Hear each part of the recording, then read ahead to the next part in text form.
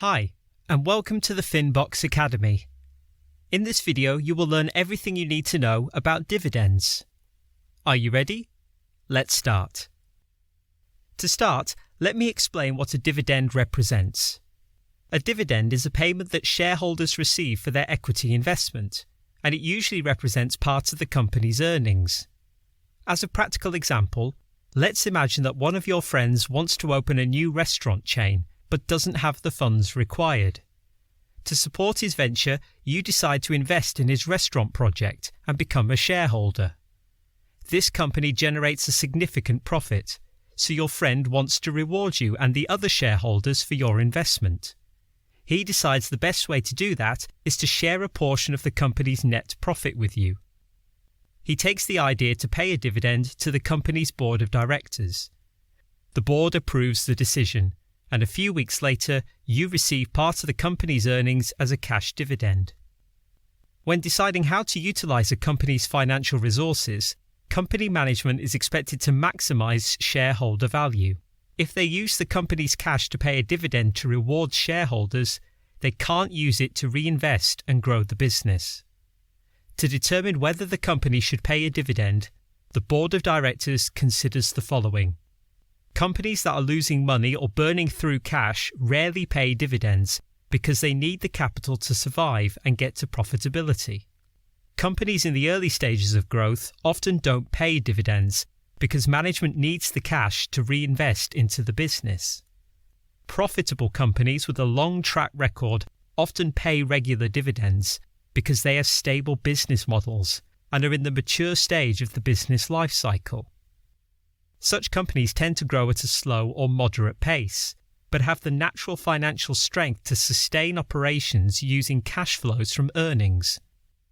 Instead of keeping excess cash on the balance sheet, these businesses opt to distribute profits to shareholders.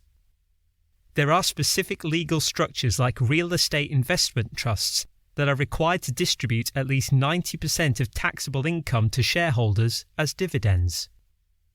If you're wondering what's best for you as an investor, well, there isn't a rule for that. It all depends on your personal needs. If you invest to have some passive income to pay your daily expenses, dividends are a core requirement for your portfolio. If you invest to accumulate capital for the future and don't need your investment to generate a yearly income, it may not matter to you that a company doesn't pay a dividend. If a firm uses the funds to invest and grow the business, you won't receive any regular dividend payment.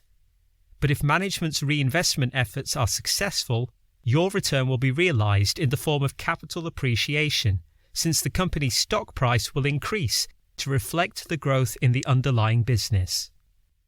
If a company decides to pay a dividend, it should also set a dividend schedule. So let's see how often dividends are paid. There isn't a specific rule for the frequency of dividend payments to shareholders. Most companies pay dividends every quarter, in line with earnings reports, while some pay it annually, semi-annually, twice a year, or monthly. It all depends on the type of company.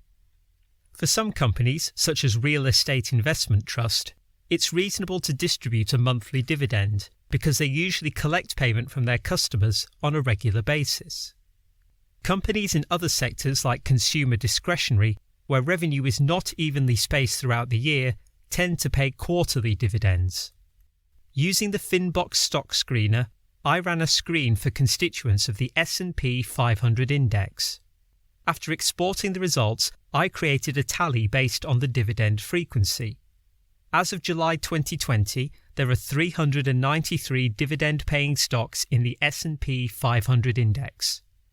Of the 393 stocks, approximately 381 pay dividends quarterly, 6 semi-annually, 3 annually, 2 monthly, and 1 on an irregular basis.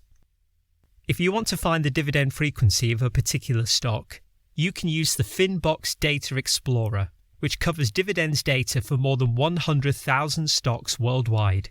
Thanks to our partner with S&P Market Intelligence, we ensure over 900 million data points are up to date, so you're never caught working with stale data. Before you leave, Don't forget to subscribe to the channel, because in the following days we'll publish new videos that will help you learn everything about dividends for free. See you at the next lesson.